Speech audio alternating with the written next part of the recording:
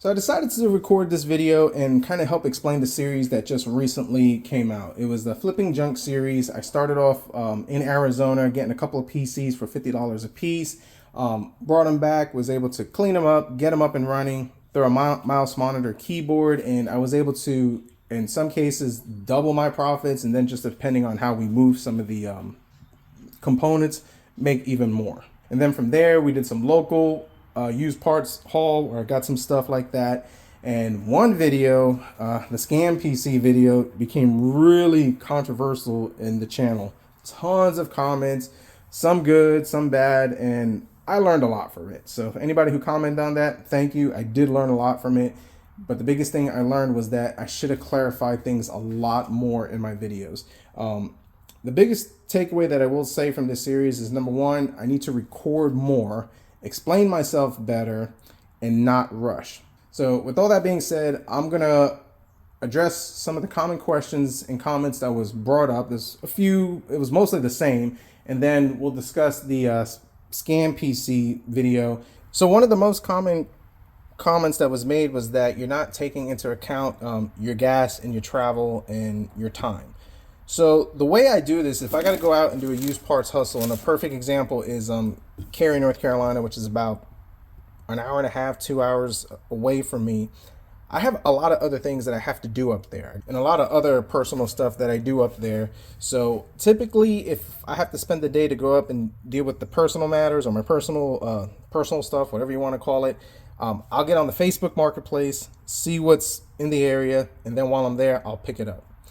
The other way that I'll do it too is that the wife and child and I, we like to just explore different areas. So we'll choose an area and like, hey, we've never been here before. And while I'm up there, I'll get on the Facebook Marketplace once again and see what kind of deals I could pick up.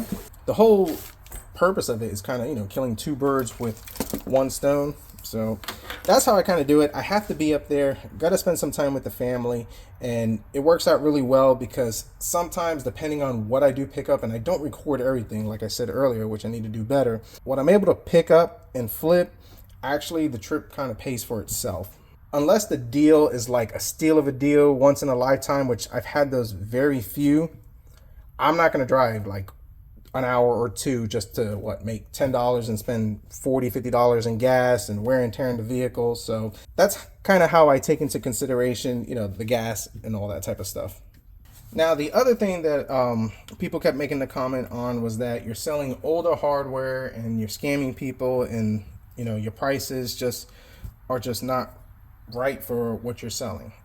Hear me out on this. Number one, when I sell a computer, customer satisfaction is huge. It is number one to me. And the way I do that is that when somebody reaches out and wants to buy a computer from me, typically what I will do is I will ask them, what are you looking to play? If they tell me, hey, I'm looking to play some Fortnite or, whatever type of game, I will let them know this is what the computer can play, this is what it can do. And the way I started the channel was I was doing these videos so people could actually see what these computers were capable of. I would do a quick video on how I built it, the performance on it, and when people would see that, they would sell. So they know what they're getting into. If somebody comes up to me and they're trying to buy a $100 PC that I'm selling and they're trying to play, Call of Duty, Black Ops 6, $100 PC is not going to play it. And there have been times where I've told people, I don't recommend you buying this computer for what you're trying to do. People appreciate that. Honesty is big. So being transparent, I have found, really helps. It builds credibility, and people are going to trust you more like that. I'm not going to sell a computer for $100 and claim it's going to do what it can't. I need to make sure that when they buy this computer, what do they want to do with it, and ensure them that this will get them to do it. Now, as far as pricing, and this video is going to be jumping around as far as what I'm doing. I'm actually cleaning up and organizing. So if it looks like, wait, what are you doing? That's why. But as far as pricing, it depends on your area. Every area is different. In my area, people are not looking to spend $500 to $1,000 on PCs. They don't sell as quick. And typically when I try to sell computers like that, I barely break even sometimes. I've lost money more times than not. But this older stuff that people are just looking for computers to learn, to get their feet wet, to see if PC gaming is for them, they love that stuff. I get a lot of times where a parent comes up to me and says, hey, I need a computer for $150. I just want something so my kid could try to learn how to game, maybe learn how to do some upgrades and repair. And those computers sell really quick. Now, if you go 2 hours north from the area that I'm in, those computers will not sell. In fact, those computers are the computers that I buy, bring down here, and then I'm able to flip them. That area just seems to have a lot more money compared to this area. It's all about your area. When I sell the computer, it's fully disclosed on what they can do, what they expect. They get a mouse, monitor, keyboard. I also offer, which a lot of people disagree with, a 6-month warranty. And the reason why I offer that is because I'm big on making sure that they're happy with it, it works, and a guarantee. And I can tell you this, doing it that way, the transparency and just offering that customer service has paid for itself 10 times over. Treat people good, and they'll come back. So now another question that keeps another comment that keeps popping up is my time, what it's worth. You're wasting a lot of time doing this. Realistically, it doesn't take me that long to do it. If I get a computer project and I'm able to work on it nonstop, I can usually knock it out in about an hour or two to do a complete build and stuff like that, give or take. It takes me a little longer to record it. This series, if I had to put the time all together, maybe a week worth of work, and that's working 7 days straight, 8-hour days, if that, and that's probably way too much now that I think about it. I really don't have a lot of time invested into this. It's an hour here, an hour there. It does add up. The travel was time with the family, that's well spent. But like I said, as far as my time, it doesn't take a lot of time to do this. In fact, it probably takes more time to record it, edit it, and that stuff, and that's part of doing the whole YouTube thing. But I mean, as far as what my time is worth, the return is worth the amount of time I put into it. Another comment, lack of information, not knowing everything about hardware.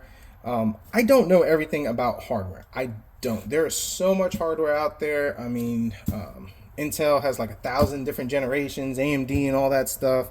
When I started with 486s to Pentiums to dual cores, and then I think before that, Athlon Thunderbird. I had that, and Duron. I think it was a Duron CPU, whatever it is. There was a lot of different generations that I did skip. After Core 2 Duo, I think the first Intel CPU that I ever personally owned was a i7 6700. But I really didn't get into the FX. I think friends of mine, I built them an FX, AMD FX. Everybody, a lot of the comments were saying that, yes, I did misquote it. It's not Phenom, it's Phenom, all that stuff. Like I said, I didn't have that type of CPU. I don't know much about it, don't know much about the specs. All I do know is that when I got it, it couldn't play stuff right off the back. It couldn't do what I needed it to do to be worthwhile as far as a computer. And I'll talk more about that video in just a sec, but I don't know everything about it. So if I misquote something or if I'm not 100% sure, I do apologize. I try to do as much research as I can before I do the video so I can actually sound somewhat not brain dead, I guess, when I talk. But there are times where I'm just not familiar with it. So yes, I don't know everything. I do make mistakes. That is normal. But how do you learn? You make mistakes, you keep trying, and you keep diving into it, and eventually you learn something. So the Scam PC was one video in the series, and that one just got a lot of comments. A lot of people really got upset by it, got offended by it, and it left a sour taste in the channel's mouth, and I do apologize for that. I will say the biggest mistake I did make on that was I could have done a better job making a presentation. I thought I clarified it in the beginning of the video and even towards the end, but I probably didn't do a good enough job as I could have on it. First off, I will say I did not get scammed. I did not. And nor did I ever claim to get scammed in the video. I saw the ad, I knew what it was worth, I made an offer, and I knew I could do really good on it. It had parts that I could use for other builds, and I was able to flip some of the parts. So for me, because I'm familiar with computers and I know what things are worth, it was not a scam. It was actually a really good deal. And maybe I could have painted that picture better, or maybe I should have went that direction with that video, and it probably would have made more sense. My initial intent was to kind of show that, a story that I see all the time is, somebody trying to get into the PC world, young person or somebody who's not familiar with it. They don't have too much money. They just want to try to get into it and then maybe upgrade later. They buy a PC like that, thinking that, well, I might be able to play a game or two that most people are playing, the common games like Fortnite, Apex, some Call of Duty or some stuff like that. They load it up and it doesn't work and it just crashes. And then in the case of that one, if you remember the video, the power supply didn't even have the connectors for the graphics card for the PCIe. So it's not like they could just pop in another graphics card and just kind of wing it until they get a new CPU. In that case, that would have just been a whole complete rebuild, and they might only be able to use the case and the SSD. I see that a lot. I've had a lot of people come into the garage buying PCs like that. It's unfortunate. And that was the story I was just trying to tell, that, people see that type of stuff, dirt cheap gaming PC. Look, you get what you pay for. At the end of the day, the buyer is responsible for doing their due diligence. The seller has the right to sell things however they want. But that was kind of the story I was more trying to paint. I did a poor job presenting it. I do apologize for that. It was never my intent to bash anyone or just rub anyone the wrong way. So to anyone that got offended, I apologize. And we move on. I'll do better, and hopefully we all can move forward. So moving forward, will I do another series like that? It's going to be a while. That one took a lot of work, a lot of effort. As far as just putting it together, I mean, just going out and buying the stuff was pretty simple and straightforward, but just kind of trying to put a video series together, it takes a lot of work, and I think I need to do a little more homework and learn before I jump into that again. I personally am glad the series is done and over with. I'm sure some of you have, because it kind of did get repetitive. I do admit that, looking back at it. But we're just going to go back to the regular, spontaneous, weird stuff that I could come up with and find, mods, tips, tricks, and all that type of stuff. And yes, I will still go out and do used parts hustle and take you guys along with me, but we're not going to do a long, drawn-out series. We'll just kind of highlight the more interesting ones that we see and picked up. Comment down below. Let me know your thoughts, concerns, criticisms. Was my explanation decent enough? Do you kind of understand where I was trying to go with that video? Did you enjoy this series? And suggestions on the direction that you think we should take the channel. Thanks for watching, and we'll see what we come up with next.